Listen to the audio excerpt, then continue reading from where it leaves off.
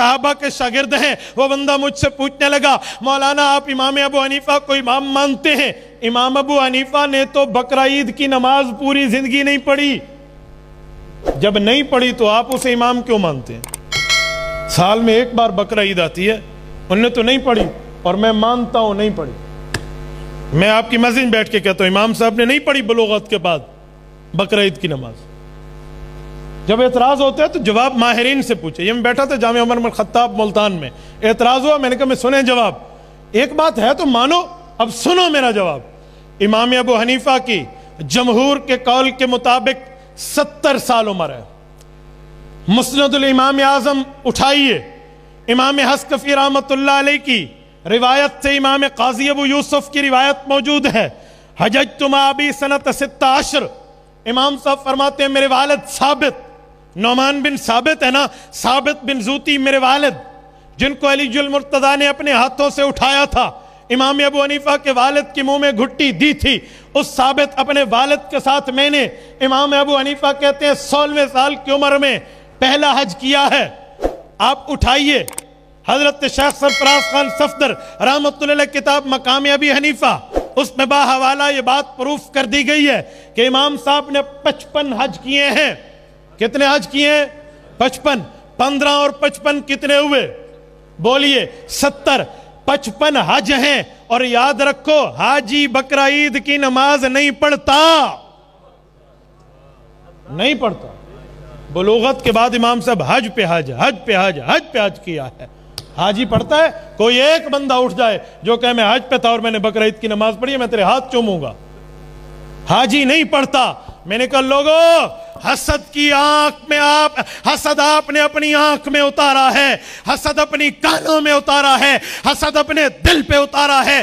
امام ابو حنیفہ کی عقیدت آپ کو نہیں ملی, بصیرت آپ نے کھو دی ہے. شیخ التفسیر مولانا احمد لاہوری فرماتے ہیں جو بندہ کسی اللہ والے کی عقیدت نہیں رکھتا اللہ اس سے بصیرت کھینچ لیتے ہیں. حدیث نبویہ ہے, اللہ کے رسول فرماتے ہیں میرے اللہ نے فرمایا من عادى لي وليا فقد آذنته بالحرب, فرمایا جو میرا ولی ہوگا اگر اس سے دشمنی رکھو گے, اللہ فرماتے ہیں میں اس بندے کے ساتھ دشمنی کا اعلان کرتا ہوں, میں اللہ کے ولی کے دشمن کے ساتھ جنگ کا اعلان کرتا ہوں. جب جنگ ہوتی ہے دو فریقوں میں, ہر فریق چاہتا ہے میں دوسرے فریق کی اعلیٰ چیز کو نقصان پہنچاؤں, اعلیٰ چیز پر وار کروں.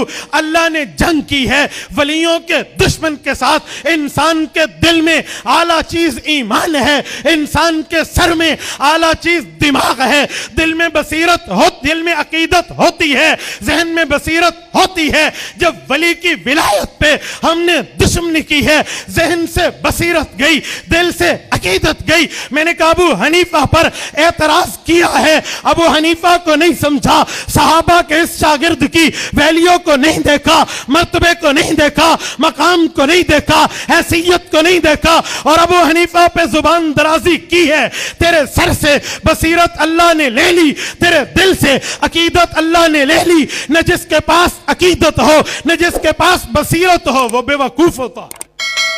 اس بے وقوفی پہ سمجھ نہیں آتا.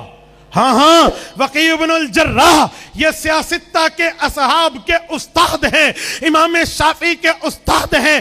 دیوان شافعی میں امام محمد بن ادریس الشافعی المتوفى 204 ہجری فرماتے ہیں شکوت الى وقیع سوء حفظی فاوصانی الى ترک المعاصی فان العلم نور من الہی ونور اللہ لا یعطى لعاصی.